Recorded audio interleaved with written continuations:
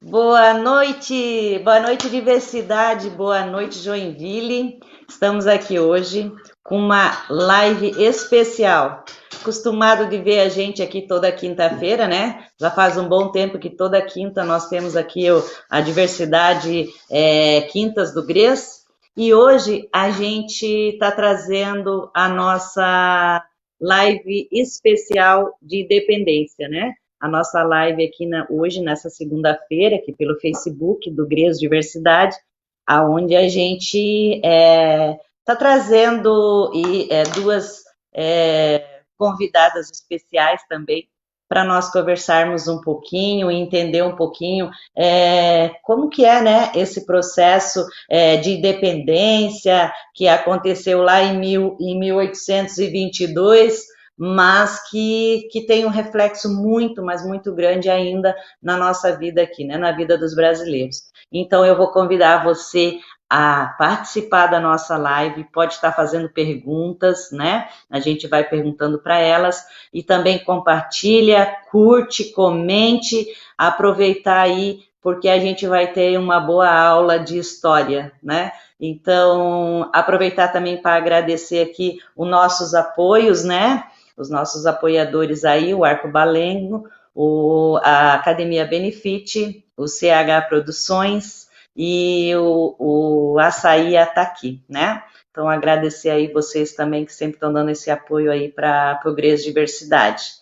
E a gente não poderia deixar de trazer um tema tão importante quanto esse, e talvez muita gente nem saiba que dia que é hoje, né? E não sabe o significado disso, ou assim como eu, tem a imagem e o significado disso do que a gente aprendeu lá na escola, e aí a gente vai vivendo e vai percebendo que a independência ela vai muito, mas muito além do que é contada para nós aí nos livros de história.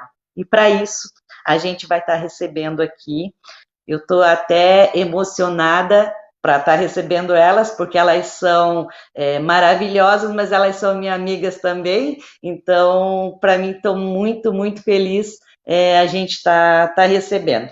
Então, a gente vai receber aqui para conversar com a gente essa noite, né? Uma live especial aqui falando da independência e morte, né? A professora e socióloga e historiadora Valdete Dalfenbeck, né? Seja bem-vinda, Val. E também a jornalista Lisandra Carpes, né? E do colegiado, a Lisandra também é do colegiado do Centro de Direitos Humanos de Joinville. A Valdete também é do colegiado. Aproveitar para mandar um abraço lá para a Irma, para todo mundo do CDH, né? Então, com vocês, cadê as nossas convidadas aqui? Oi, gente, tudo certo? Então, tá aqui a Valdete e a Lisandra, e a gente vai deixar aqui para elas dar um oi e depois a gente dá continuidade aqui. Tudo bom, Val? Como é que você tá? Como é que tá o teu dia? Boa noite, é um prazer estar aqui contigo, agradecendo muito e já cumprimentando, né, quem nos assiste. Dizer que eu estou bem feliz de estar aqui e pretendo realmente, né, desenvolver uma reflexão sobre essa data, sobre o dia de hoje, né, mais uma reflexão. Lisandra? Olá, boa noite a todas as pessoas que acompanham aí as redes sociais da GRES Diversidade, né? Agradeço muito o convite da presidenta da GRES, a Inês, né? Nossa companheira de luta, né? Enfim, e ressaltar também que é uma honra a gente poder estar aqui nesse espaço com a Valdete, né? Professora Valdete, então, né? É uma responsabilidade bem grande.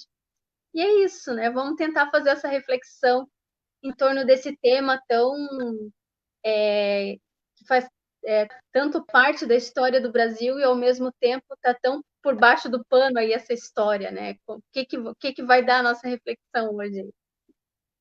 Legal, legal. Um abraço para a Bia está comentando que ela também tem uma imagem, né, dessa data, né, eu acho que a maioria aí da gente aprende, né, de uma forma diferente na escola, né, se é certo ou é errado eu não sei, mas a gente aprende diferente, né, e depois a gente vai trazendo isso para a nossa vida e percebendo, né, eu fui dar uma procurada, né, o que a mídia, né, o que está se trazendo hoje, né, nessa data da independência, e é bem engraçado, porque tem várias, não sei se é versão, mas várias ideias, vários posicionamentos, e tem muito estudo também, né, não é só dizer que aquilo é errado ou não, mas existe muito estudo referente a isso, né. E nós, assim, eu tenho a diversidade e eu também tenho o prazer de ter muito professor de história, né? Que com certeza vão estar aí assistindo essa live também. Então, a gente é bem bacana trazer essa reflexão e que ela nos sirva de fato, né? Para que a gente reflita, né? Não só escute, mas que a gente reflita enquanto brasileiro, né?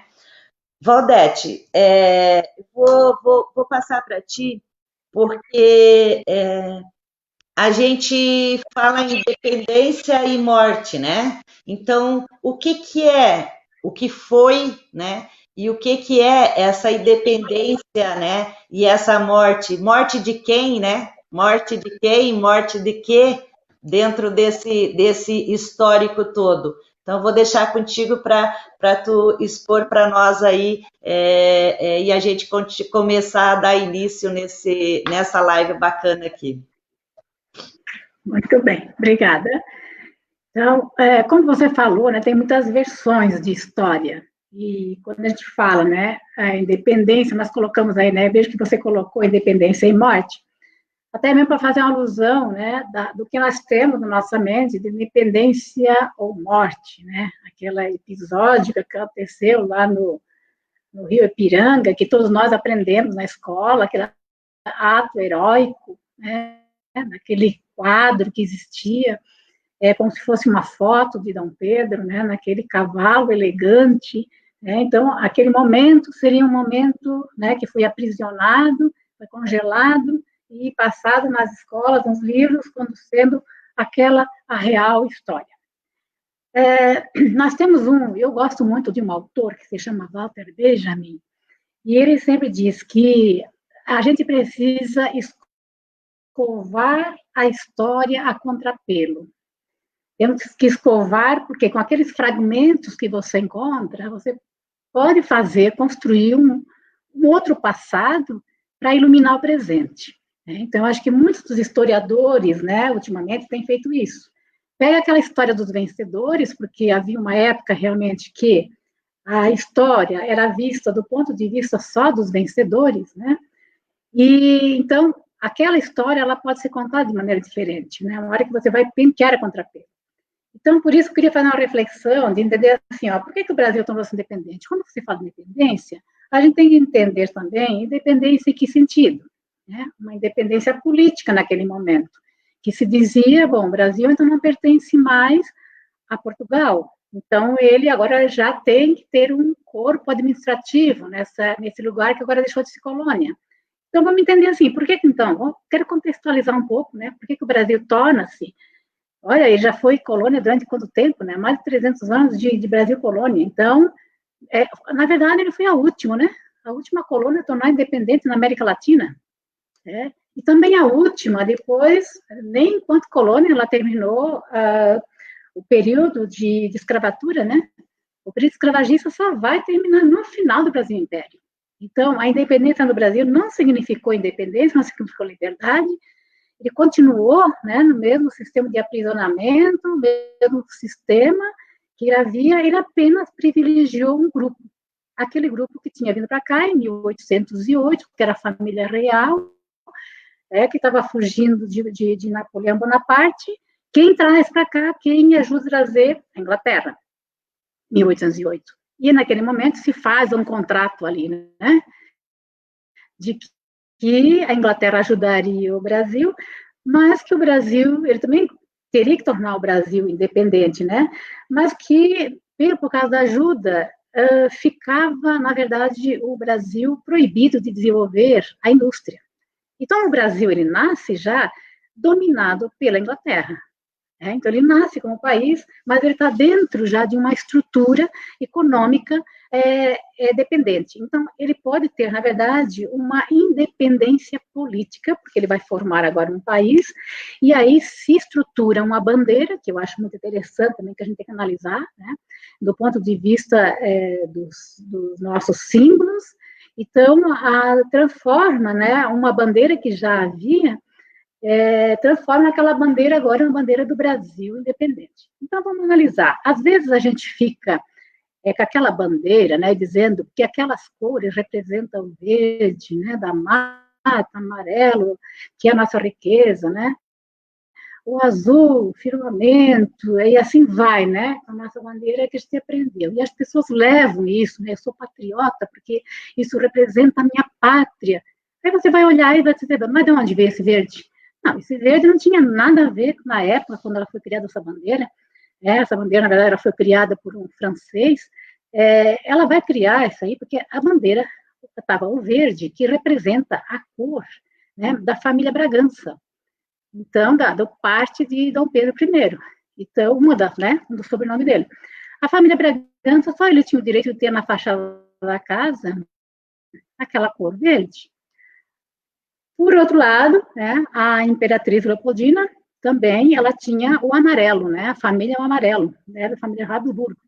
Então, se você vai analisar, né, as cores, inclusive o azul, ela sempre veio de Portugal, das primeiras bandeiras, né, que vieram para cá. Então, você vai analisar as cores, não tem nada a ver com o Brasil, as cores ainda, então, assim, na bandeira continua permanecendo, né, o poder ainda da Europa, o poder de Portugal. Então, essa bandeira que a gente vai dizer, nossa bandeira jamais será vermelha, não é? Ela tem que ser, ela tem que ser nossa, ela tem que ser brasileira. Bom, ela nunca foi, porque se depender das cores, ela representa, né, as famílias poderosas da Europa. Né? E por isso que eu acho que a história, o conhecimento, quando você começa a ter o conhecimento te liberta da ignorância, né? Então, a primeira coisa, eu acho que é isso. Por isso que a gente fazer, então, uma pentear, né? Vamos pentear contrapelo para encontrar outras histórias que tem ali. Porque aí a gente consegue entender melhor esse processo todo. Bom, tornada, então, essa independência, a gente ficou, né, dominado pela Inglaterra. Esse é um dado muito interessante, né?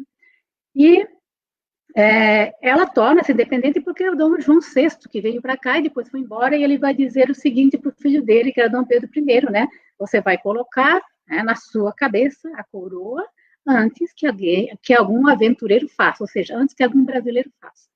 Então, por isso que a nossa independência foi feita por um português.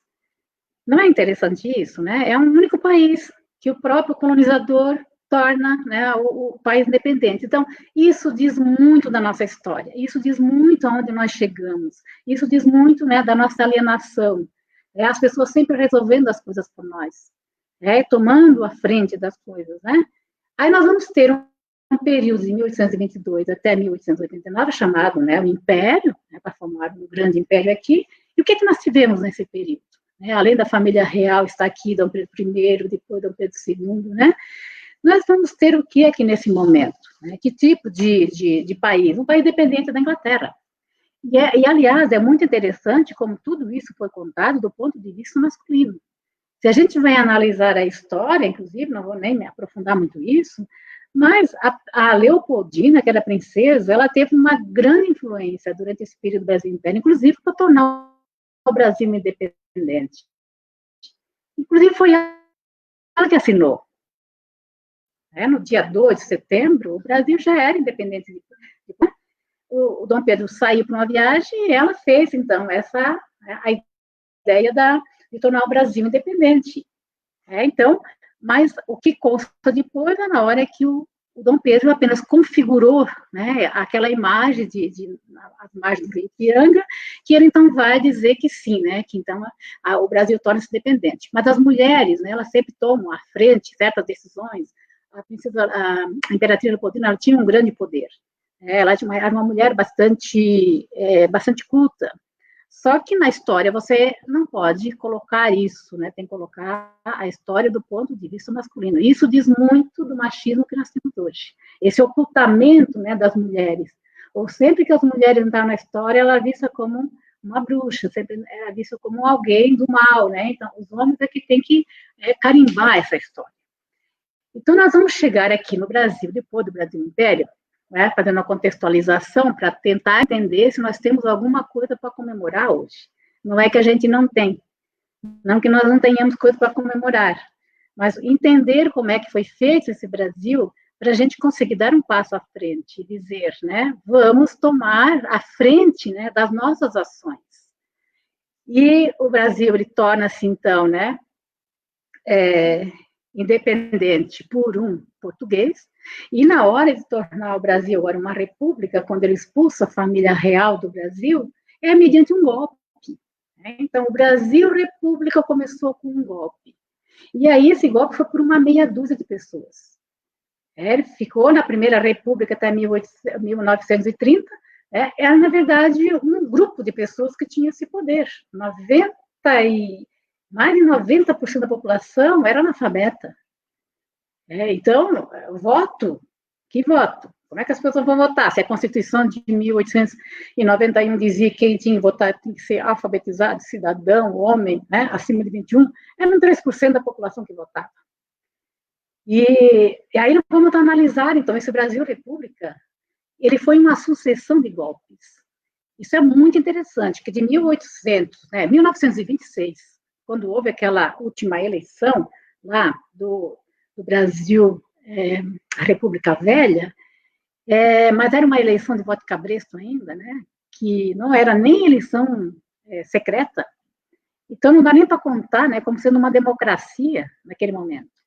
E quando Getúlio Vargas dá o golpe, vamos entender o golpe de 1930, né, e em seguida ele coloca na pauta, né, dos direitos também o direito ao voto, mas ele não permitiu, porque ele ficou 15 anos no poder sem, né, também permitir o voto.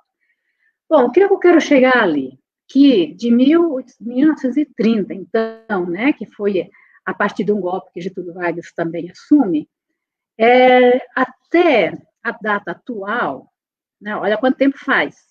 Quantos presidentes civis eleitos ficaram até o final do seu governo? Só o Juscelino Kubitschek, né, que foi lá de 1956 a 1960. Depois, daí veio os períodos todos aí, né? Ou porque dava-se um golpe, ou porque alguém desistiu do poder. Aí nós tivemos o período dos militares, uma longa história de 21 anos.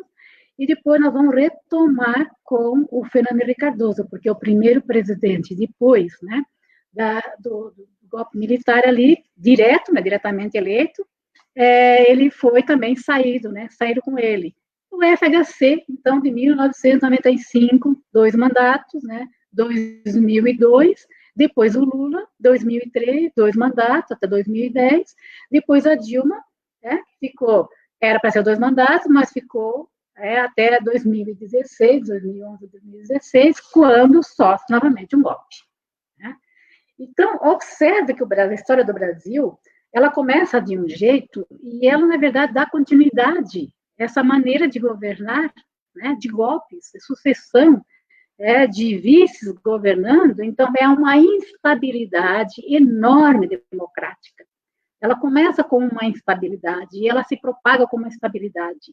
Então, a maneira como nós trazemos a democracia desse país, eu acho que nós temos que verificar isso. Mas, na verdade, vamos analisar o seguinte, mesmo assim, o século XX foi o século dos direitos, a luta. Não é que os governos deram direito, não. Vamos analisar o seguinte, direitos trabalhistas, foi por meio de muita luta, direito do voto, o direito do SUS, gente, o sindicato, a constituição do sindicato, o INSS, né, a aposentadoria, isso foi tudo coisa do século XX. Então, é um século de direito, não tenha dúvida, né? O século foi, inclusive, a Constituição que nós tivemos, né, de colocar o SUS na Constituição, foi um grande avanço que nós tivemos. Então, isso tudo foram direitos conquistados durante o século XX. E o que é que a gente vê no século XXI? Agora, um retrocesso, imenso retrocesso. especialmente a partir aí de 2013, né, quando se começou toda essa ideia da Revolução Colorida. Já não é mais golpes agora, né, por meio do tanque, por meio do exército, já não se faz mais isso. As revoluções agora, na verdade, elas são por meio da mídia.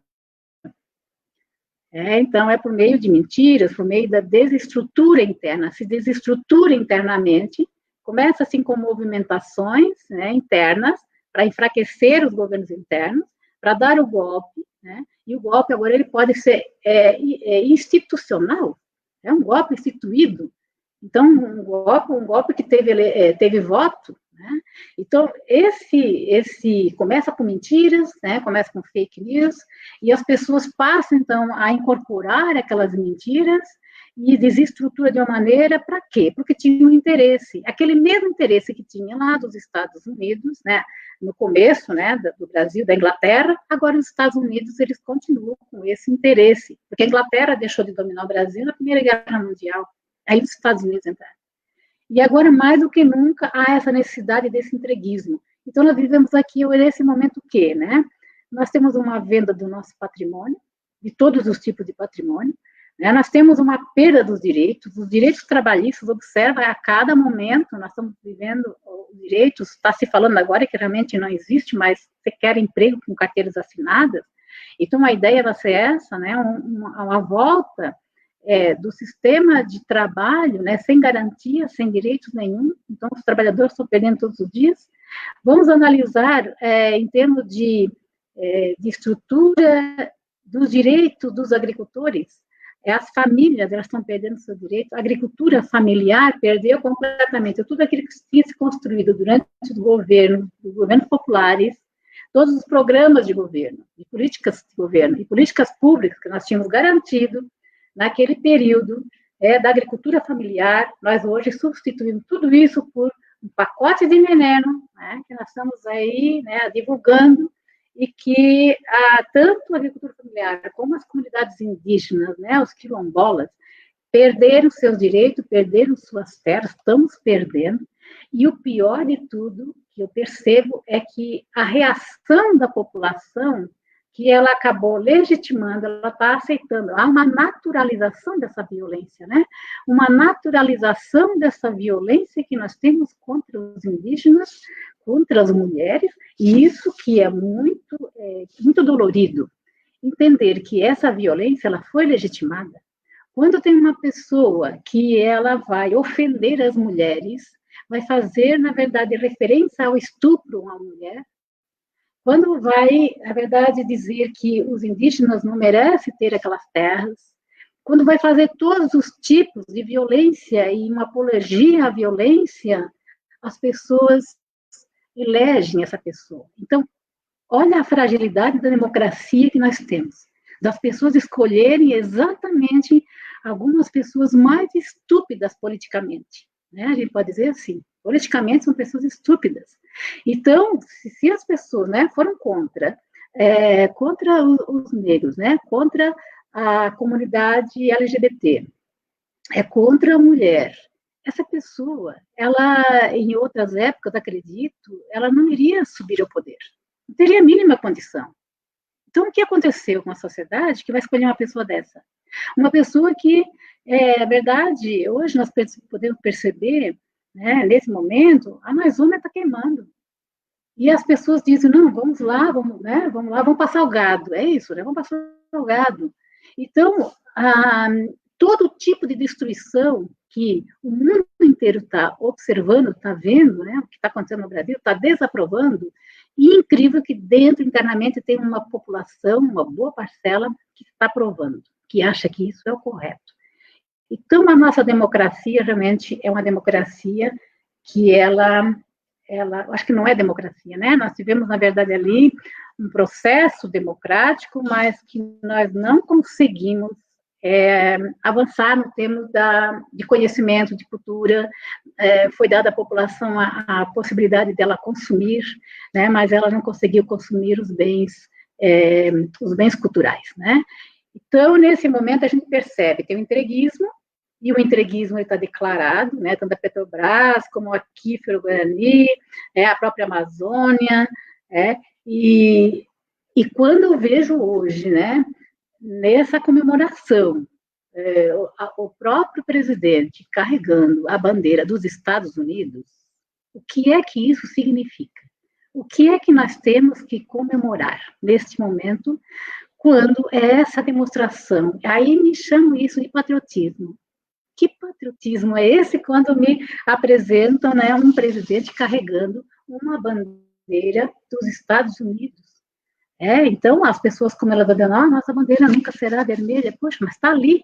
Então, eu acho que uma reflexão, nós precisamos voltar a trabalhar com as pessoas, né, o diálogo, para poder entender esse momento, para poder entender, né, aonde que nós chegamos, para tomar novamente nas nossas mãos esse poder, para tomar novamente essa ideia de que nós somos responsáveis por nossos atos e que nós podemos, sim, né, definir novamente a questão econômica e política, porque nós, nesse momento, nós não temos nenhuma independência política, não temos mais. As nossas próprias instituições, elas foram todas desmoralizadas, e isso faz parte da Revolução Colorida, desmoralizar as instituições. Então, eu vou lá e eu vou com a bandeira do Brasil e eu vou lá e digo que eu quero uma intervenção militar, e eu não quero mais Congresso, mas eu quero democracia, mas eu não quero Congresso, também eu não quero STF. Olha, o que eu estou fazendo ali? Que democracia é essa que as pessoas estão propagando? Então, é de uma estupidez imensa que nós estamos vivendo. E isso realmente nos entristece muito, e a gente começa a analisar, poxa, não é possível que eu estou percebendo isso. A gente sempre acha assim, não, mas agora deu, né? Isso não vai acontecer. Agora acontece. Então, acho que são várias reflexões que a gente precisa fazer, e nós realmente precisamos muito do diálogo para voltar, né, a pensar, a sonhar, a ter utopias, que ultimamente está muito difícil da gente ter utopia. Mas, então, acho que a ideia nesse Brasil todo, nesse momento, eu acho que o nosso nome, ele tem que ser resistência. Né? A resistência tem que ser o nosso nome. Eu acho que era isso, e aí você pode, depois, a gente pode voltar a falar um pouco mais sobre esses pontos, né, que eu só dei uma pincelada para fazer uma provocação, depois a gente volta a discutir. Se isso é pincelada, né, Lisandra? Quanta coisa, né? Quanta coisa que machucam, né? A gente saber não é só não é só a história do Brasil, é a nossa história, né? É a história da nossa família, é a nossa história, né? Porque mexe com todos, né? Mexe com a nossa vida, né? E a Valdete fala bem ali, eu acho que só muda o país, né? Só mudam as pessoas, só mudam o país, né? E também eu acho bem pertinente a questão da naturalização, né? Hoje há uma normalidade, uma naturalização de absurdos, né? Eu diria, para ser mais suave, né? Coisas absurdas que nunca se imaginou que alguém poderia pensar que aquilo ali fosse natural, né? Ou normal, né? Queimar pessoa, sabe? Porque está incomodando, né? Jogar água quente no mendigo porque ele está ali, mas não se busca a causa, não se busca, né, o entendimento, o negócio é o que está incomodando naquele momento. Mas é legal, Val, porque a gente vai voltar falando uma outra situação também que tu já pontuou, que é a questão do patriotismo. Eu acho bem bacana a gente conversar um pouquinho também sobre isso. Lisandra, e você, minha amiga? Não só pelo CDH, né, pelos direitos humanos, mas pela a tua caminhada de militante, teu desenvolvimento nesse movimento social, nesse movimento comunitário, né? E toda essa vivência, né, junto com os povos de outras nações, né, podemos falar assim, né, a gente gostaria que tu trouxesse também uma reflexão aí, a primeira reflexão para a gente, porque é dia de refletir, né, talvez não tenha tanto o que comemorar, mas se a gente conseguir refletir, eu acho que já é uma grande vitória, né? Com certeza, Inês. Né? Mais uma vez, então, boa noite a todas as pessoas que nos acompanham aí pelas redes sociais, né, da GRES. Eu penso que é importante a gente ressaltar nesse momento, falar um pouquinho sobre essa onda das lives, né? Como tem sido importante esse movimento das organizações de prepararem esse espaço, porque para mim é um espaço democrático e é um espaço de formação popular também, né? E isso é muito importante. Então, às vezes a gente escuta algumas pessoas falando, porque tem muita live, ou porque a gente não consegue acompanhar. A gente não vai conseguir acompanhar. Claro que não, porque realmente são muitas lives. Mas como isso é bom, né? Porque essas lives também nos ajudam a marcar um posicionamento e tem um valiosa historicamente, né? Nos ajuda a deixar um registro do que está acontecendo. E isso é muito bacana. E de uma forma bem democrática e popular também, né? Então, parabéns, né, a todas as instituições e a GRES também por proporcionar esses espaços, que são importantes, sim. A Valdete falou a questão da naturalização do extermínio, né, dos povos. E daí, realmente, a gente, né, volta à pergunta temática dessa live, que é independência de quem e morte de quem? Independência e morte, né? E tão popularmente conhecida como independência ou morte, como se isso alguma vez na história do Brasil aconteceu, né? Nunca houve nenhuma, nem a opção de não morrer pelos nossos direitos, né? Sempre houveram muitas mortes. Então, eu vou falar um pouquinho sobre a questão dos discursos que constroem toda essa onda de ódio, né, em torno dos povos. E não dá para a gente falar de independência mesmo sem antes a gente falar dessa invasão colonialista do Brasil, né? Como que ela se deu? O que aconteceu?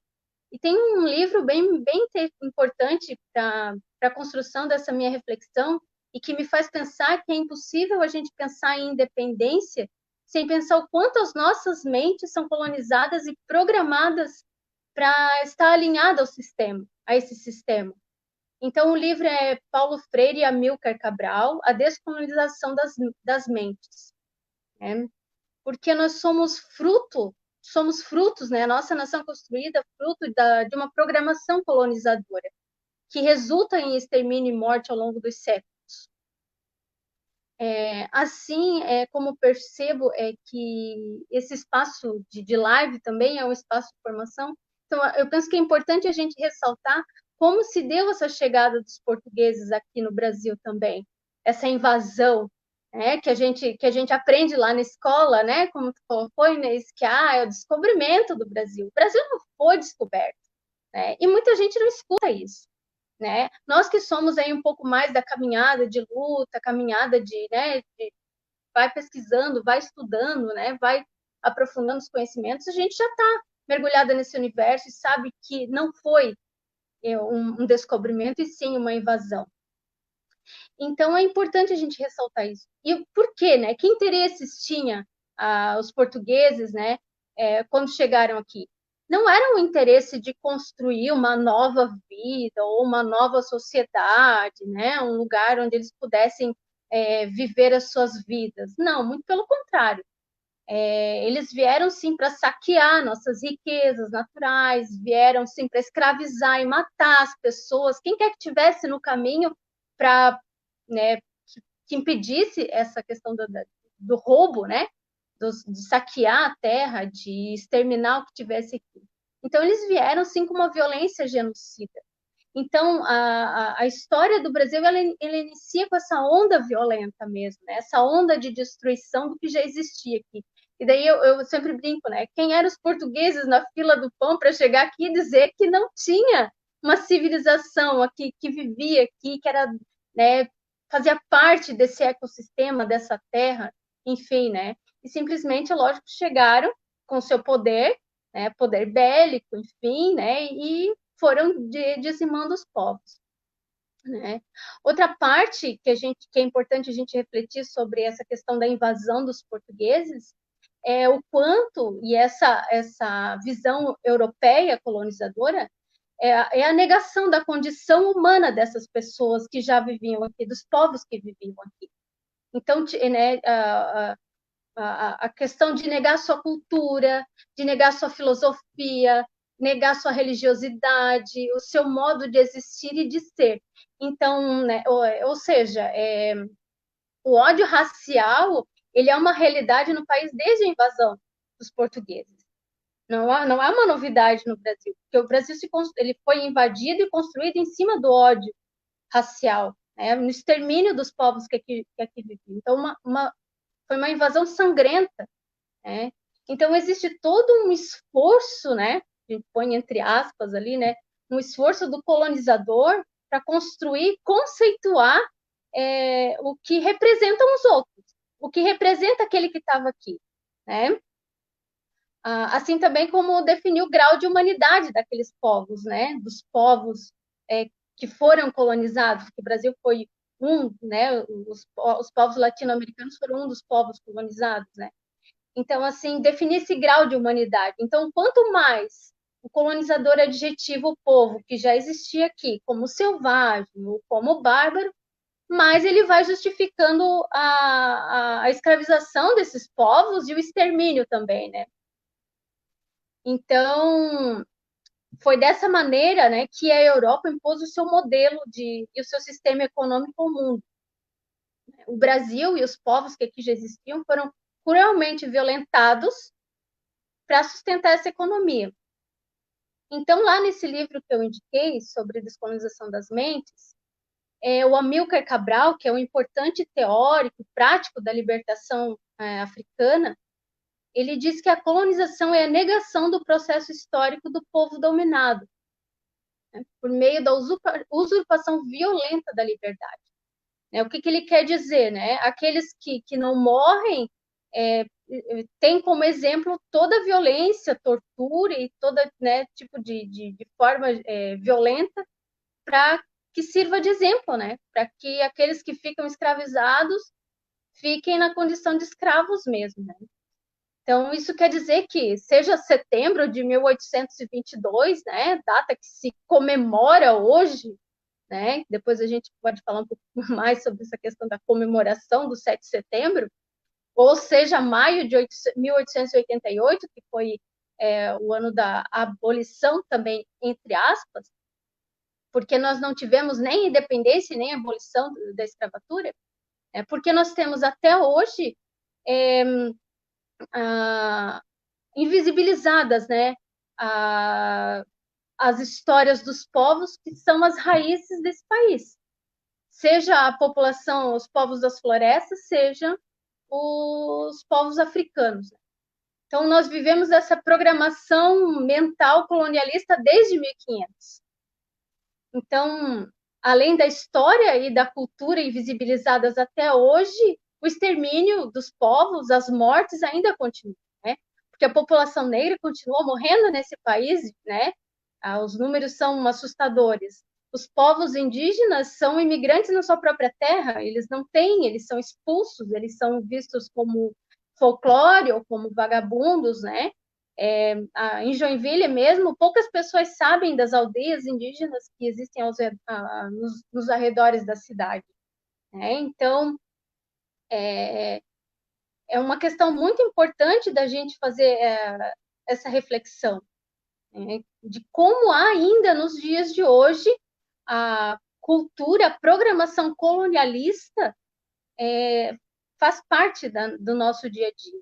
Não conseguimos nos colocar na mesma, olho no olho com as pessoas, né? Ainda existe essa cultura. Um outro ponto importante que a gente precisa evidenciar dentro desse processo colonialista e nessas ondas violentas, né?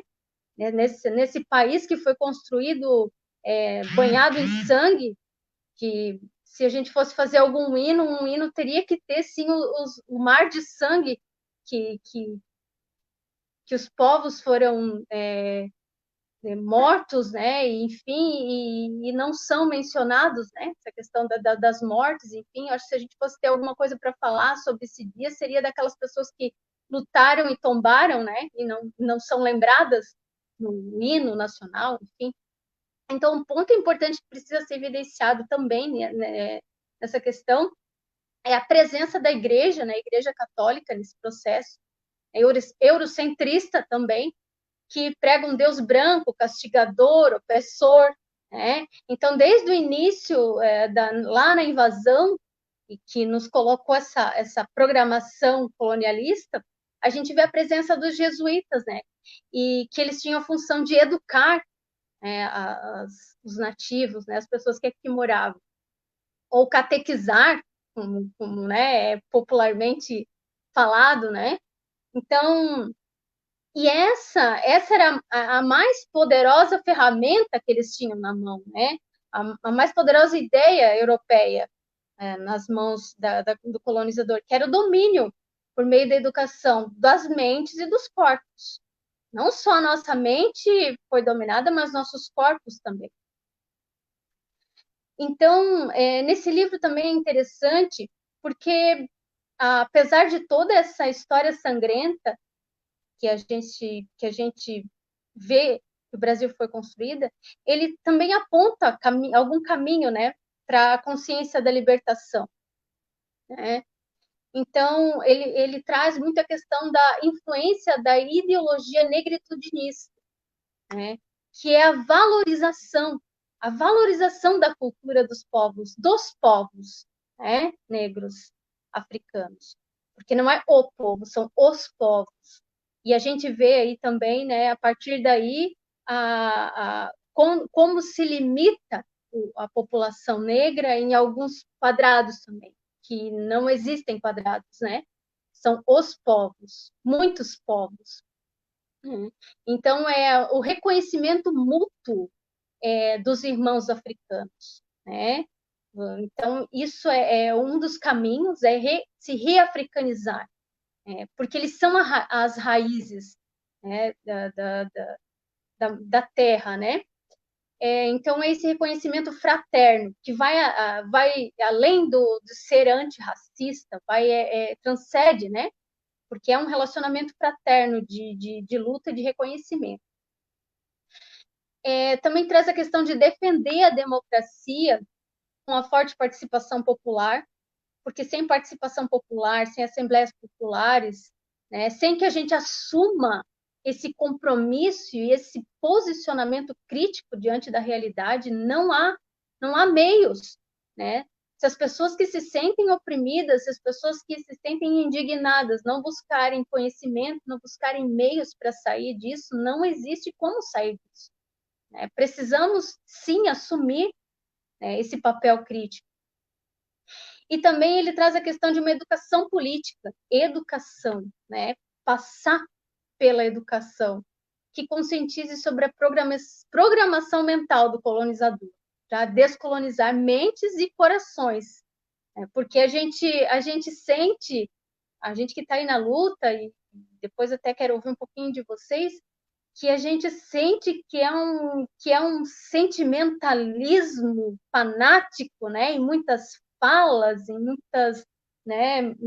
muitas manifestações, não parte de uma razão de luta, e sim de uma paixão, né? A gente não vê pessoas que votaram, por exemplo, no Bolsonaro com um discurso racional, mas um discurso apaixonado, fanático, né? Então, assim, isso é muito sério, né?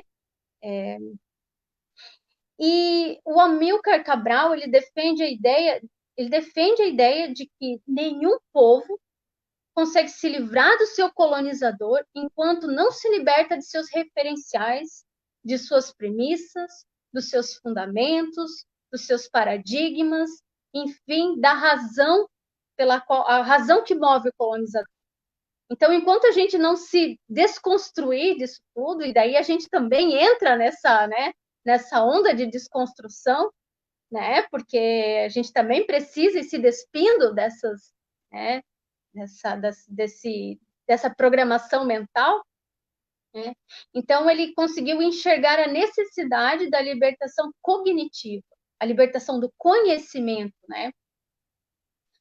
E, assim, embora eu não seja, assim, uma estudiosa das obras do Paulo Freire como eu deveria ser, como eu gostaria de ser, eu me uno também aos freirianos, né? E, enfim, né, de me esforçar para estudar, pesquisar e disseminar o tema da descolonização das mentes. Ou seja, pela reafricanização, pela americalatinização, né, a indianização, a nossa volta às nossas raízes, né? Dos espíritos, né? É um livro que é muito profundo, então ele traz dos espíritos e das mentes. É uma tarefa muito grande, uma tarefa gigante diante do que a gente está vivendo, né? Considerando esses séculos de europeização, né? E considerando também mais de 100 anos de antização, né? Aqueles que vêm dos corações e das mentes. Então, a realidade, já para eu encerrar, é que a gente tem muito costume, né, muitas vezes, dizer assim, nós vamos ajudar os povos tradicionais das florestas, os indígenas, nós vamos ajudar a população, né, vamos participar dos movimentos para ajudar. E é o contrário, né? Na realidade, nós é que precisamos pedir ajuda, né? Nós que precisamos olhar para os povos originários, principalmente os indígenas, que ainda resistem, para tirar a gente desse lodo que a gente está se atolando. Eu chamo de lodo porque é um lodo, né? Eu não vejo uma outra expressão. Sabemos que existe muita resistência popular, mas sabemos também que existe muita desarticulação, unido a esse cenário de pandemia, que a gente não sabe no que isso vai resultar, né? Não sabemos o que vai restar depois dessa pandemia. Então, nós é que temos que pedir ajuda para esses povos, porque esses povos sabem respeitar o espaço onde vivem, respeitar a sua ancestralidade, respeitar a ecologia integral, né? Então, assim, aqui a minha fala é no sentido de que precisamos, sim, olhar o que gerou todo esse discurso de ódio e onde a gente pode resgatar as nossas raízes. É isso que eu tinha para contribuir hoje, minha reflexão. Mas tu vai voltar, né? Muito, muito bacana isso, sabe? E a gente fica, tu tá falando, né, essa questão do ódio, e eu mencionei, né, antes de passar para ti, exatamente isso, né? É inacreditável, e aí tu começa a ver como tudo começou, né? Vamos dizer que tudo começou lá no tal da independência, né? Como que foi aquilo, né? O índio atrapalhava, muita gente atrapalhava os planos, né? Então todos que atrapalhavam o plano para aquele pouco, né? Porque hoje também ainda existe, né? As grandes fortunas centralizadas em pequenos grupos, né? Então não mudou muito, né? A gente o povo se concentra numa minoria, né? Porque o povo que eu digo é o indígena ainda, é o negro, as minorias, né? Então a gente continua passando por isso, sofrendo por isso depois de tantos anos, né? Vai ver que 1800, isso vem antes, né? Do descobrimento do Brasil, né? A gente fala descobrimento do Brasil, né? Mas eu acho bem interessante isso, sabe, o que tu coloca. E também eu queria ver com a Val essa questão da falta de conhecimento. Eu fico às vezes em dúvida, sabe? Porque assim, ó, eu vejo assim aqui, né, na escola, né, da diversidade, aqui no Conselho Comunitário do Paraíso, na minha vida, cada vez que você coloca um assunto deste para uma conversa, não é aceito por uma grande maioria, porque a imagem que a pessoa está tendo é que você, lá vem ela já, né, lá vem eles já, né, com esse papo, mas nem escuta, nem, sabe, não pega uma referência, não avalia, nem escuta. Então, assim, antigamente até parece que escutavam, mas não, né, hoje não há, então há uma impaciência muito grande, né? Então ninguém quer saber. Se você fala qualquer coisa que vai mexer com o individualismo dele, né, da pessoa, você fala do SUS, que é o SUS? O SUS é uma não sei o que lá, não sei o que lá, mas assim, não tem noção mínima do que é o SUS na sua vida, né? E quando você vai conversar, né, numa roda ou num ponto de ônibus ou qualquer situação, num encontro de família, de amigos, quando você vai levar, você já é vista como o extraterrestre que está vindo e não, vai incomodar a minha normalidade, vai vir incomodar o meu comodismo, e isso não é legal, né?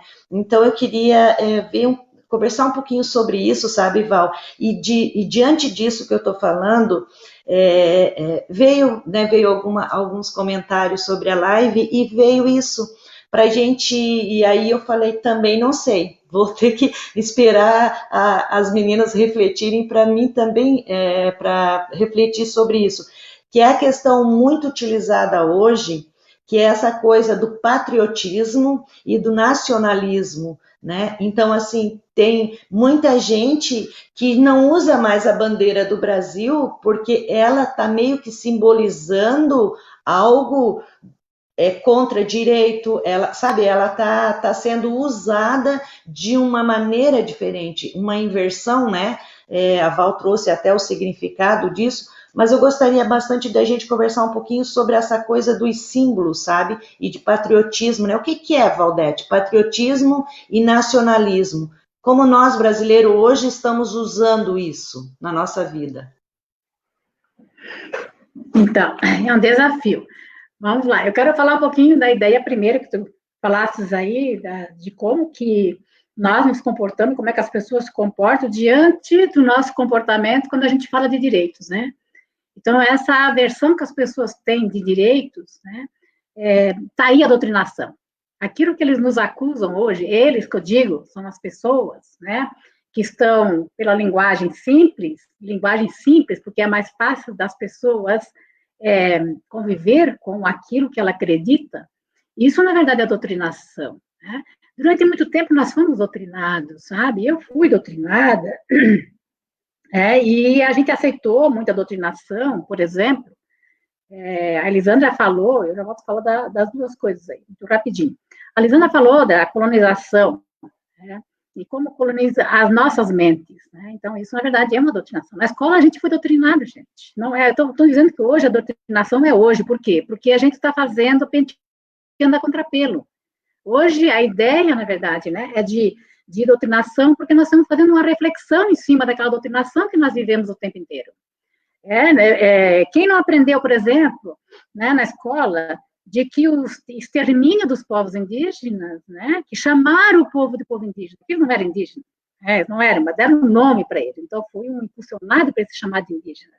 E esse extermínio era uma coisa interessante, eles não poderiam estar ali, porque aí vão dar a ideia deles quem são, porque eles são canibais, não é isso? São canibais, porque eles estão atrapalhando o progresso. Então, foi dito sim, quando chega aquela população, assim, a maneira como foi a colonização diz muito de nós hoje. Na época se dizia o seguinte, olha, quem é essa população que está aqui, diziam os portugueses? Porque na linguagem guarani, na linguagem falada deles, eles não têm o F, não têm o R, não têm o L.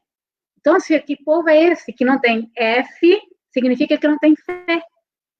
Se não tem o R, eles não têm rei. Se eles não têm L, eles não têm lei. Então, que povo é esse? Sem fé, sem rei, sem lei. É um povo, não é um povo de Deus. Não é um povo digno, porque eles nem conhecem isso. Então, já foi colocado isso como inferioridade. E aí depois nós viemos mais à frente, e que foi trazido para cá também os povos africanos, e esses povos africanos também foram submetidos a essa desvalorização. Porque não se dizia o seguinte, se dizia o seguinte, quem são eles? Essa população tem alma? Eles não têm alma, eles não são como nós. Portanto, não tem nossa cultura, né? Não tem a nossa cultura europeia. Esses sujeitos, né, pela cor, eles já são diferentes, não é que são diferentes, eles são submissos, então eles são, na verdade, já inferiores. Então, foi colocado, na verdade, né, o tempo inteiro na nossa cabeça, eu me lembro que eu aprendi na escola, as raças do Brasil. Quem dava quem ali, né, claro. Então, por que se falava isso dessa maneira? Então, falava, inclusive, do mulato.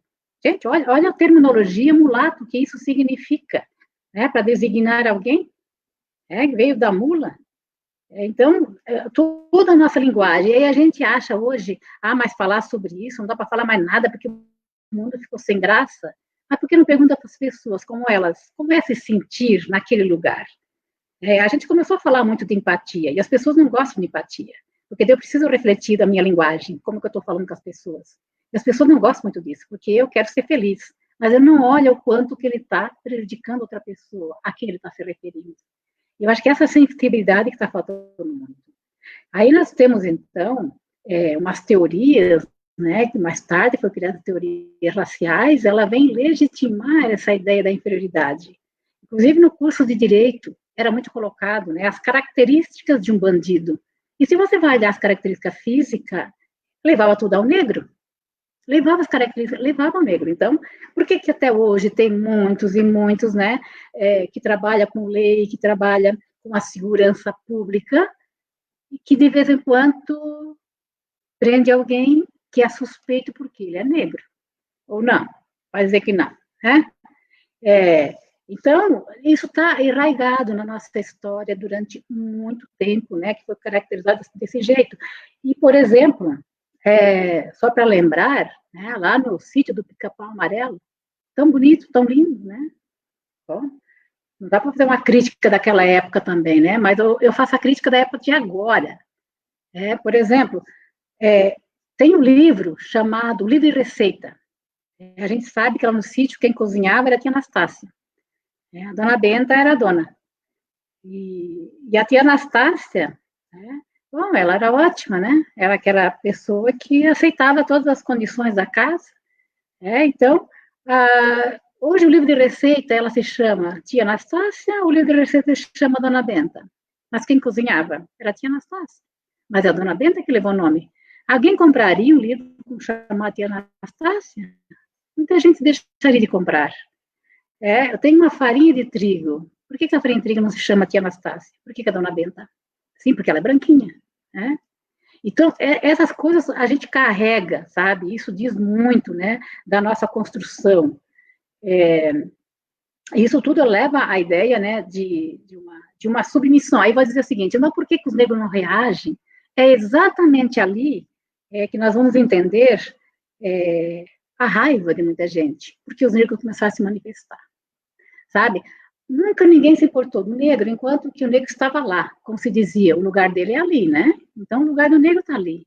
Ele está ali, então ninguém se importou. As pessoas diziam, eu não sou racista.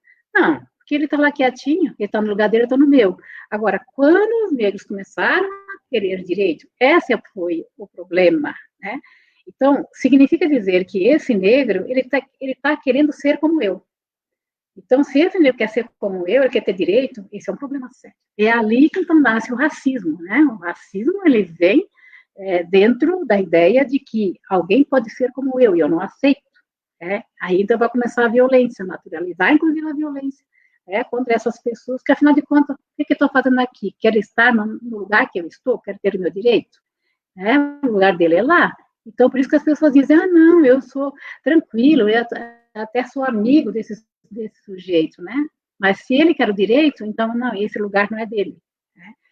E então, nós temos muito essa ideia hoje, né, de aceitar o que, na verdade, me interessa. Nós temos que ver hoje, dentro dessa doutrinação toda, a questão da pós-verdade.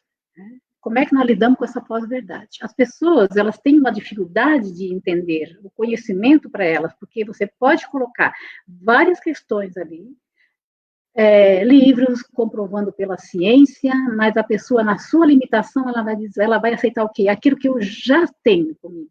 Então, alguém legitima isso. São capazes, inclusive, de negar a ciência, como a gente vê agora. A ciência sendo colocada na negação o tempo inteiro. Então, voltou aqueles conceitos lá do século XIV, né? 13, como sendo essa a verdade. Então, por quê? Porque é mais fácil pensar assim, fica mais tranquilo, porque eu não preciso pensar à frente dentro de um conhecimento que alguém trouxe, né? Então, essa pós-verdade hoje, realmente é uma coisa que está muito preocupante nas pessoas, de acreditarem, e mais que acreditar, né? Eu não faço o mínimo esforço de olhar outra questão, porque o que eu quero mesmo é ficar com aquela verdade que eu tenho. Se aquela verdade me satisfaz, se ela representa, por isso que se diz que hoje certas condutas colocadas por alguns líderes trouxe à tona tudo que é de pior que o ser humano tinha. E nós estamos percebendo isso. Essa legitimidade da violência, essa legitimidade contra as mulheres, essa legitimidade de violência contra as minorias, né? Ela está aparecendo de forma muito violenta, né? Então, de onde que está vindo tudo isso? Por outro lado, a gente vê essa maneira que as pessoas têm, ao invés de fazer uma reflexão, né? Outro dia eu estava até lendo alguma coisa que dizia o seguinte, né? Para ser um comunista, você tem que ler muito, né? Para você entender o que é comunismo, você tem que ler muito, para depois você dizer, eu sou comunista. Agora, para você ser um fascista, basta você não saber nada, você já pode ser fascista, com qualquer frase, né? Então, você já pode ser um fascista. Um fascista é muito fácil saber ser, porque basta que você realmente não tenha conhecimento e pega algumas frasezinhas, e então você pode ser, inclusive, um patriota. Esse patriotismo, o que é isso, né? Esse culto, essa devoção para a pátria, cadê o pater, né? O pai, né? Remete, então, à figura patriarcal. Então, é essa devoção que tem com a identificação dessa terra, né? Desse lugar, chega a ser, na verdade, né? Um tipo fundamentalismo religioso. Essa ideia de eu estar dentro dessa pátria a partir dos símbolos, né? Então, eu pego a bandeira, me enrolo nessa bandeira, eu pego outros símbolos que eu tenho ali, e em cima deles eu me apego, mas eu não tenho nenhuma simpatia ou habilidade para olhar isso de uma forma um pouquinho maior, não tem pessoas no meio, porque o patriotismo não vê pessoas. Ele vê uma pátria, mas ele não vê o compartilhamento de empatia das pessoas. Ele não vê pessoas nessa história né, da pátria. Ele é individual, é muito individualista. O patriotista, o patriota, é muito individualista. Com essa maneira dele perceber esse endeusamento de certas coisas que ele vê nesse símbolo, mas é o símbolo, a bandeira. A bandeira tem um significado interessantíssimo, mas não é o Brasil, porque o Brasil tem gente, a bandeira não tem. O Brasil tem gente, então eu não quero me envolver com pessoas, eu quero me envolver com esse símbolo, com essa imaginação que eu trago. E aí, então, eu fico, na verdade, essa pessoa alienada, que eu olho para um lugar, olho para uma bandeira daquela lá em cima, né, que ela está lá naquelas alturas, eu fico olhando para ela com uma devoção terrível, e ai, se alguém fizer alguma coisa contra essa bandeira, mas pode fazer de tudo contra as pessoas pode. Então, esse é o fanatismo desse patriotismo, né? O nacionalismo, ele pode ser tão violento quanto o patriotismo, né? Então, vamos trabalhar a questão da nacionalidade, né? Nós tivemos, então, uma identidade, não estou dizendo da identidade, mas vão ser tudo iguais, né? Mas se a gente tem uma identidade dentro dessa diversidade, né? O que seria, na verdade, é muito bom, que nós trabalhássemos dentro de uma nação, né? Dentro de uma ideia de pessoas, dentro de uma ideia de uma diversidade cultural, que estivéssemos dentro, então, desse espaço com gente, com pessoas, né? E o nacionalismo, muitas vezes, ele pode ser também colocado como uma coisa não tão boa, no sentido de que quando ele é obrigatório, né? Então, assim, quando o Estado obriga, que você tem esse nacionalismo, essa devoção, né, por tudo isso, que não está agregado às pessoas, não está agregado aos direitos, aos valores, tudo mais. Então, tudo que vem muito exagerado, muito exacerbado, é sempre muito perigoso, né, para você trabalhar. Então, o patriotismo ele teve uma grande influência a partir de Getúlio Vargas, quando Getúlio Vargas queria formar um Brasil, um nacionalismo, né? Ele queria unir o Brasil. Então, ele levou buscar símbolos que até então não tinham grande significado. Então, quem deu vida a esses símbolos, muito mais a partir de Getúlio Vargas, quando, inclusive, ele manda queimar as bandeiras de todos os estados, deixar só uma única bandeira, que é a bandeira do Brasil. Ele vai buscar a figura do Tiradentes, né, para dizer que ele já queria a ideia de liberdade do Brasil. Ele vai criar, né, várias estátuas. Ele vai simbolizar, então, esse Brasil envolvido dentro de uma causa, que era a causa do nacionalismo, porque o Brasil era diferente da maneira como ele foi colonizado, ele tinha muitas diferenças, e que bom que tenha diferenças, mas ele queria unir. É a partir daí que ele começa, inclusive, com perseguição, com ditadura, né? A partir das pessoas que pensavam um pouco diferente, que falavam outras línguas, ele vai querer unificar tudo, para poder dominar. Então, se você vai analisar o nacionalismo e o patriotismo, tem uma grande dose de poder em tudo isso, né? A ideia está embutida no poder, mas é muito perigoso quando as pessoas elas vão atrás de um patriotismo sem entender o que isso significa, porque torna-se uma coisa obrigatória e as pessoas tornam-se, inclusive, violentas, porque elas acreditam naquele ideal, né? Mas é um ideal abstrato, que ela não consegue nem ver gente na frente, porque a gente, para ela, atrapalha. Né? É muito mais uma coisa ufanista que as pessoas têm, que não deixa de ser muito, né, a partir do fundamentalismo religioso, passa a ser o fundamentalismo religioso. E aí, quando você vai trazer uma pauta e dizer direito das mulheres, ou direito LGBT, ou direito, né, dos afrodescendentes, direito dos povos originários, logo ele vem perguntar, né, o que você é. O que você é, né? Ah, direito da mulher, tu é feminista? Pronto, se é feminista, pronto, já não serve mais, não vai mais ouvir, aquilo que tu falava há pouco, né? Não quero mais nem te ouvir, porque feminista é isso, pronto, já coloquei um dado que feminismo é isso, então não vou te ouvir. Então, isso é muito preocupante, quando as pessoas, por uma palavra, ela já rotula todos, e não quer mais nem ouvir ninguém por conta daquela palavra que tem ali, né? Há pouco ainda perguntou para mim, quando eu fiz uma observação disso, ó, você está fazendo comentário misógino, você está fazendo comentário machista num post seu. Eu chamei a pessoa e falei isso. E a pessoa logo perguntou, tu é feminista? Né? Quer dizer, então já está me definindo. Aí você tem, na verdade, um trabalhão para desconstruir, né? Então, eu estou me trabalhando bastante também para uma linguagem, né, uma atividade não violenta, né, a linguagem não violenta, ela é muito mais demorada, você tem que explicar muito mais, tem que ter muito mais tempo para as pessoas, né, o quanto que é importante, na verdade, você ouvir e você fazer consideração, você observar, e a pessoa me disse, não é que eu estou só dizendo bobagem, eu disse, mas nessa sua bobagem que está fazendo, algumas pessoas estão sofrendo, inclusive eu estou ofendida pelo que você colocou lá, né, e muitas outras pessoas, e por que é interessante você deprimir as pessoas? E fui fazendo a conversa e a pessoa foi lá e disse, então eu vou apagar o post, tá certo, né? Então, essa reflexão, por isso eu acho que a nossa resistência, ela também tem que ser uma resistência didática, né? Nós precisamos também trabalhar Paulo Freire, né? Essa metodologia do diálogo, que é fundamental, porque as pessoas precisam também ter o conhecimento, e às vezes a nossa metodologia, às vezes, ela demora um pouco para a gente saber conversar, como diz a Marcia Tiburi, né? Como conversar com fascista, né? Como é que eu vou conversar com fascista? Como é que eu vou ter argumentos para discutir com uma pessoa que de antemão ela já coloca, né, algumas palavras de, né, fechou o diálogo, né? Então é um desafio contínuo para a gente. Né? Peraí.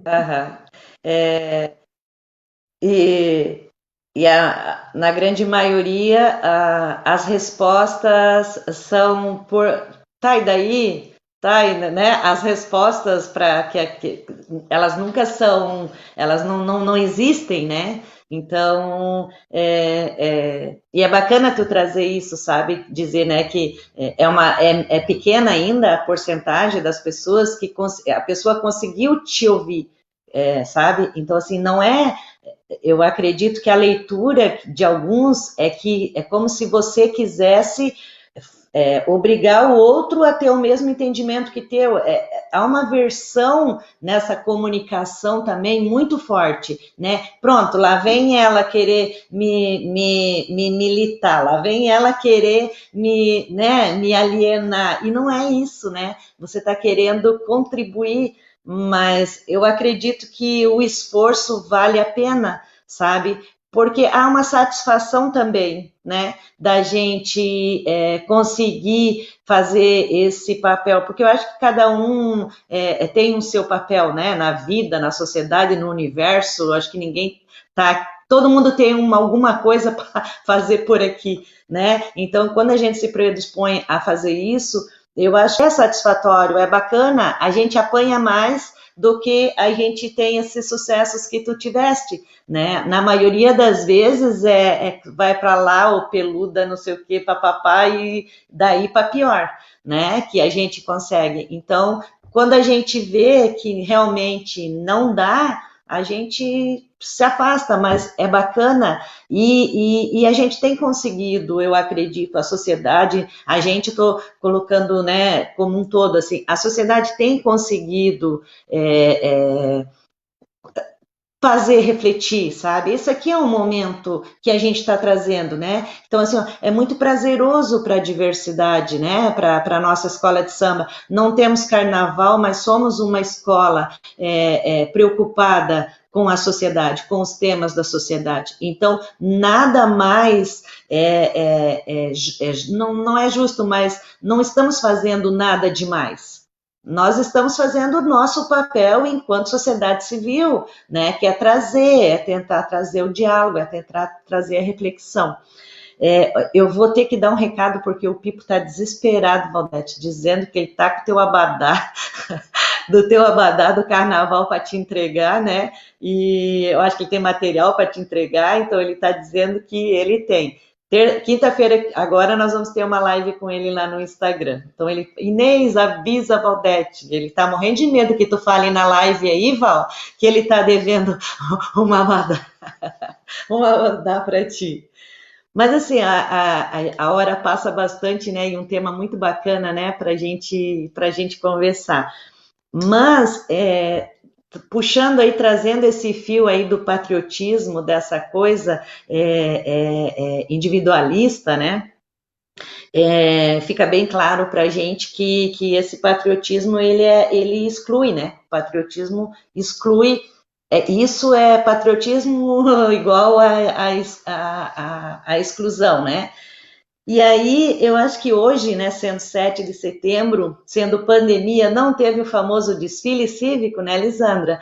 Então, eu acho que também é bacana a gente refletir um pouquinho aqui sobre esse patriotismo que ele traz uma ordem, simboliza a ordem. O patriotismo no 7 de setembro, os desfiles cívicos, simboliza a ordem, né? E aí a gente vai trazendo toda a nossa conversa aqui, que quem defende os seus direitos, né, os excluídos, eles já entram, né, os excluídos, então todos que estão lutando pelos direitos, automaticamente o Estado já vê ele como a desordem, né? Ele não ele já é a desordem dentro desta ordem patriota, né? E aí, até contribuir aqui, eu não sei em que ano que foi, porque há muito tempo a gente já tem uma idadezinha que é avançada, a gente já tem aí bastante anos de grito dos excluídos, né? Principalmente, óbvio que o ano inteiro a gente dá esses gritos, né, por direito nessas lutas, mas nesse dia, lembro aqui que teve algumas situações, alguns anos, que era proibido a participação da sociedade civil, dos movimentos, dos sindicatos, dos excluídos, né? Que hoje falamos as minorias, né? Mas dos excluídos. Então, eu me lembro que sim, Joinville não aceitava, não estava no protocolo, né, da ordem do desfile, esses grupos, né, que vinha a cozinha comunitária do Padre Facchini, vinha sindicato, vinha escolas, vinha entidades, vinha, né, na luta pelos direitos, né, e a gente não tinha esse direito de estar incluído nesta ordem, porque já era visto como os desordeiros, né? Então, teve sim alguns anos que nós tivemos que entrar nesse desfile, né? Fazer parte dessa coisa, entrar, que era para fazer esse contraponto, essa reflexão, né? Não, nem todos que ali estavam assistindo, talvez seja alguns desses patriotas de hoje, né, que estavam lá na época assistindo, não entendiam e não aceitavam, porque para eles, aos olhos dele também, nós ali estávamos descumprindo uma ordem, né, desrespeitando uma pátria, desrespeitando, enquanto que essa mesma pátria não oferece e não garante o direito da gente ali naquele desfile. A gente estava ali protestando por um direito que a pátria nos negava, né? Então é muito bacana. E aí depois a gente começou a poder nos deixar ser excluídos, né, nos manifestar dentro desse protocolo. E a Lisandra até fez um comentário que algumas vezes eram atrás da cavalaria. Então fica aqui também falando em significados, em símbolos, o que isso significava, né? A gente poder estar ali se manifestando, mas ali atrás, né? Atrás ali da cavalaria ou final do desfile, porque eram os baderneiros, né? Eram os baderneiros, iam acabar com a beleza do grande evento, né? E enquanto que se todos os direitos fossem garantidos, não estariam ali naquela avenida, né? Então, deixar contigo, Lisandra, para tu falar um pouquinho sobre essa questão dos excluídos, sendo também representante do CDH, né, dos direitos humanos, militante de direitos, defensora de direitos, e também, com certeza, já passasses algum grito dos excluídos, né, em algumas manifestações, né, porque o que a gente vão trabalhar, vagabundo, é isso que a gente escuta, né? É verdade, Inês. Bom, o desfile, em primeiro lugar, a gente tenta observar o que é o desfile, quem desfila, né? Quem é homenageado, o que se homenageia nesse dia. Então, a gente vê ali que são forças, né? Forças militares, enfim, né? E a gente, como movimento e como luta popular, se insere ali, né? Atrás, por último, né? Como pisando nas fezes do cavalo mesmo, porque isso aconteceu algumas vezes, né? Mostrando muito bem qual era o nosso lugar ali, né? E sendo que as reivindicações dos gritos dos excluídos, né, que é uma organização que não tem assim alguém que seja, vamos dizer assim, que puxa, né, são organizações, enfim, as pessoas participam do grito independente de instituições que participem, né? E sempre foi luta pela justiça, pelo trabalho, né? Pela saúde, pela moradia digna, né? E o nosso lugar sempre no final da fila, né?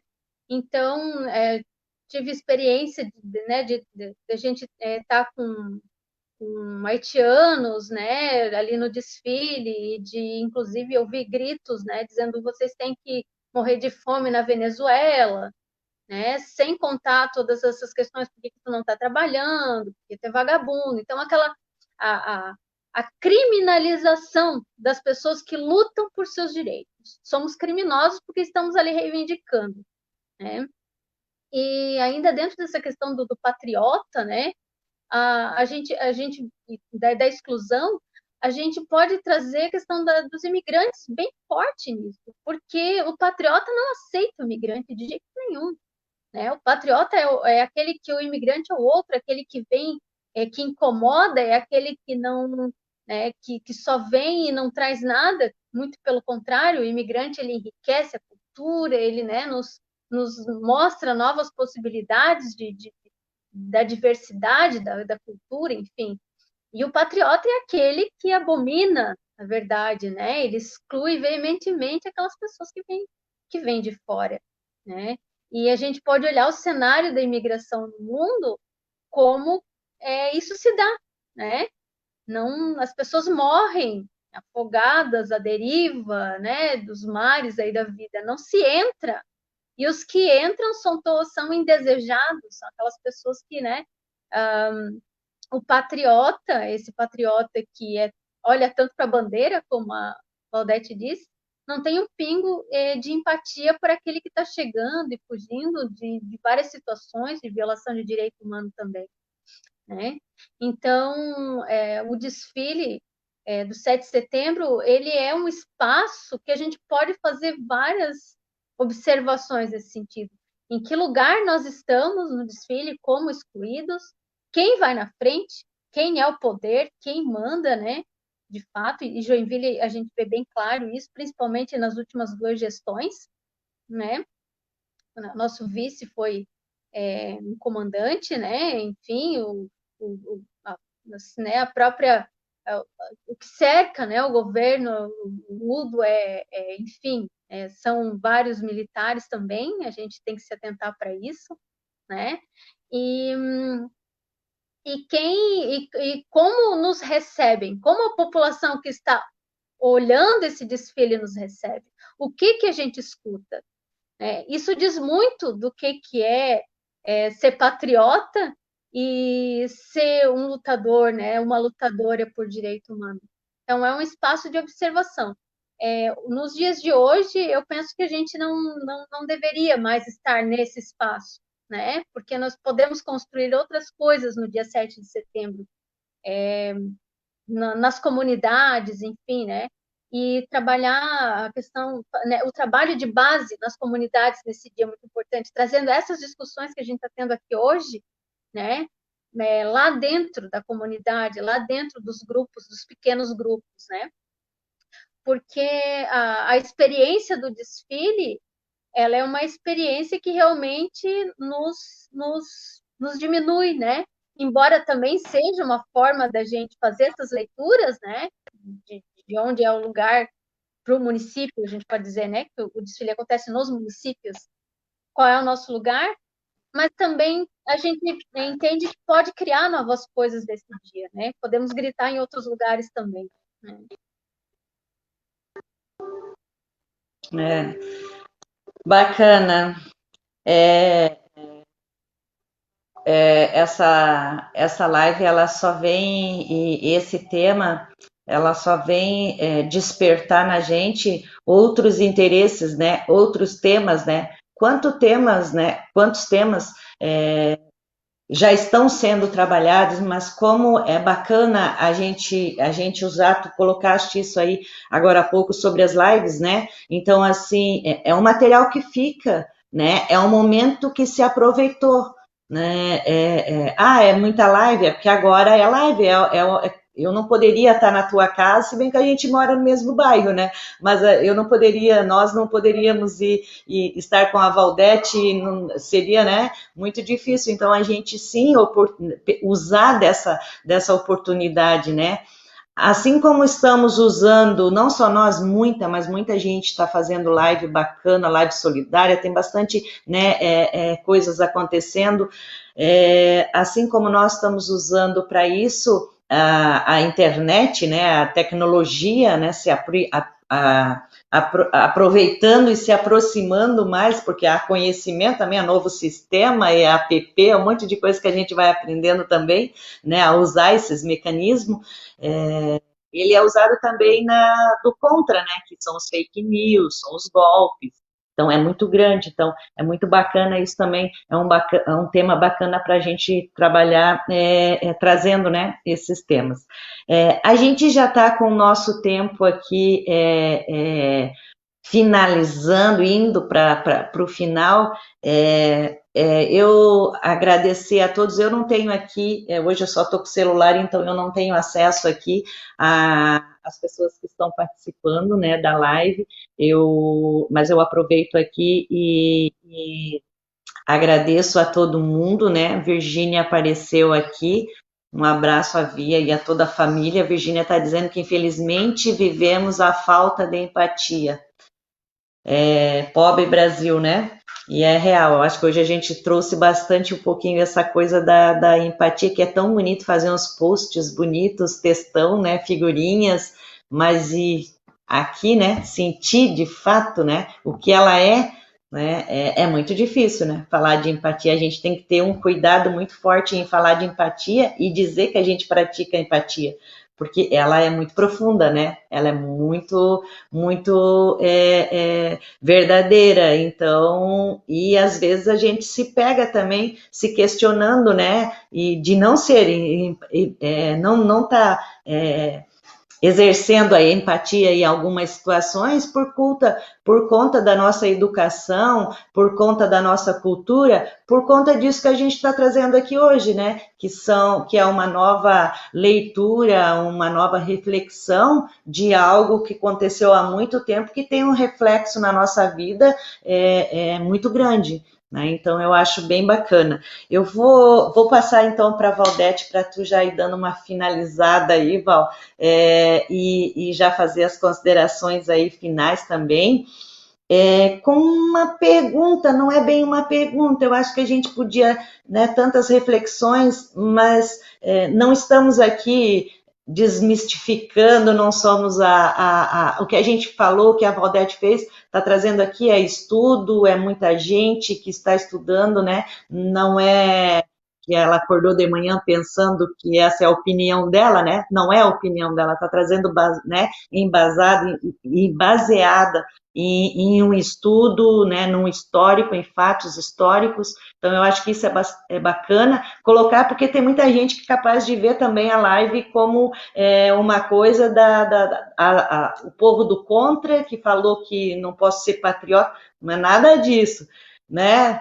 Calma, lê, ouve e vê a live novamente com outros olhos, com outro ouvido, com o coração, que tu vai entender o que essa reflexão pode surgir de bacana, de positivo na vida de cada um de nós, né? Eu acho que o questionamento, a pergunta, o que deve ficar é esperança, sabe? Eu acredito que nós trabalhamos com esperança, né? Nós ainda estamos aqui pela esperança, né? O brasileiro é esperançoso, né? Ninguém está aqui generalizando, né? O povo é muito esperançoso, às vezes até erra pela esperança, né? Achando que tudo vai mudar, que vai ser muito bom, né? E comete alguns erros também. Muita gente cometeu erro, né? Achando que seria a grande solução para todos os problemas, né? A gente tem esse costume também. Então, eu queria que vocês fizessem essas considerações finais, acrescentando algo que acha necessário e também falando, né? A esperança, como é essa esperança? Podemos deixar essa live aqui com uma esperança para um dia a gente voltar e fazer uma segunda parte e ver o que mudou, né? Tá bom, Val? Tá bom. Eu diria que, Inês, esperança de esperançar, né? A esperança de Paulo Freire. Não é a esperança de esperar, né? Você é uma pessoa passiva, vou esperar que as coisas aconteçam. Não, eu tenho que lutar, né? A esperança é luta. Então, eu chamo muito de utopia. A utopia é aquilo que faz você acordar de manhã, né, que faz você levantar, que faz você trabalhar, que faz você o tempo inteiro por ali. Eu acho que essa, na verdade, é a esperança que a gente tem que ter, né? A visualização de um espaço, apesar do caos que a gente vive nesse momento. Apesar de realmente, né, a gente não ter muito o que comemorar nesse momento, porque se nós tivermos independência, nós temos muitas mortes, todos os dias. né? Apesar dessas mortes que a gente está vivendo nesse momento aqui, a gente tem que dizer que nós temos que lutar para que esse momento ele, né, ele seja superado, né? Então, eu acredito realmente que há uma possibilidade de superação, né, nesse momento, e talvez leve um tempo para a gente superar tudo isso, mas a gente tem que, nesse momento, estar buscando, né, estar lutando. Então, a nossa esperança de esperançar, né? Então, nós tivemos, sim, essa fase está bem difícil, está bem delicada, a gente estar trabalhando, porque você percebe, né, que praticamente nós estamos num mundo que nós paramos, mas inventamos, nós nos reinventamos. Essa ideia de trazer as lives, eu acho que é interessante. Nós podemos perceber o quanto que a gente está conseguindo também estudar, né, por meio desse conhecimento todo que o mundo inteiro está produzindo, né, conhecimento nesse momento. Nunca se produziu tanto conhecimento. Então, eu acho que é uma oportunidade de a gente realmente estar se apropriando desse conhecimento, né, e fazer essa reflexão. É muito fundamental, essa reflexão todos os dias a gente precisa fazer, né? E que vamos imaginar que o Brasil já passou por fases bem delicadas, né? Quem passou lá, a época, a idade que eu tenho, a gente já sabe que a gente passou por momentos, né, terríveis de ditaduras, né? E que, mais claro, que o momento atual é um pouco diferente, né? Hoje ele está se passando por uma outra pressão, não uma pressão tanto dos militares, né? Mas é outro modo de ser. Mas que isso são experiências, né? E que a gente não perca realmente essa luz, né? Que a gente busca, ou que a gente procura também iluminar, né? Eu acho que a ideia é essa, a esperança de esperançar. E já agradecendo também, Inês, agradecendo a todos vocês, ao grupo, né? Agradecendo que está nos ouvindo ali, e espero ter contribuído né, com alguma reflexão, e eu acho que a reflexão é sempre a melhor coisa que a gente pode fazer, né? Pensar um pouco, né? Vamos pensar, senão realmente não podia ter de outra forma, não podemos pensar de outro jeito, vamos pensar o que as pessoas falam, o que elas nos dizem, porque por meio disso ali a gente pode, na verdade, ninguém está um contra o outro, a gente está nesse planeta todo mundo junto, né? Como diz a Lisandra, é uma casa comum, né? E essa casa comum, ela tem que ser vivida, ela tem que ser cultivada, e nós temos que cuidar desse planeta. Então, acho que é isso que é interessante, cuidar das pessoas, né? Cuidar do planeta. E aí, me coloco à disposição, e nem sempre que precisar, a gente está por aí. Muito obrigada. Eu sei que a gente pode contar contigo, e tenho certeza que tu faz isso com muito prazer, sabe, Val? Então a gente sabe o quanto tu aprende ensinando, né? Então a gente sabe, quem te conhece, né, sabe o quanto é prazeroso essa reflexão que tu consegue trazer para a gente, sabe? Então quem tem que agradecer e quem fica lisonjeada de poder ter você, nós do GRES Diversidade, em ter tamanha conteúdo, né, numa live com pessoas envolvidas e envolventes. Eu acho que isso que vocês são, né? Olha eu declarando amor aqui.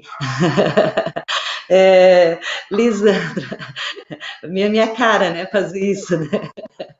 Lisandra, a Val coloca muito bem, né, na questão que eu coloquei, que é a esperança de esperançar, de continuar, né, de não desanimar, né, e todos os verbos possíveis, né, nessa nossa caminhada que não faz muito sentido se nós não estivermos nela, né, nós não fizemos muito sentido, e isso eu acho que é muito prazeroso como ser humano, né?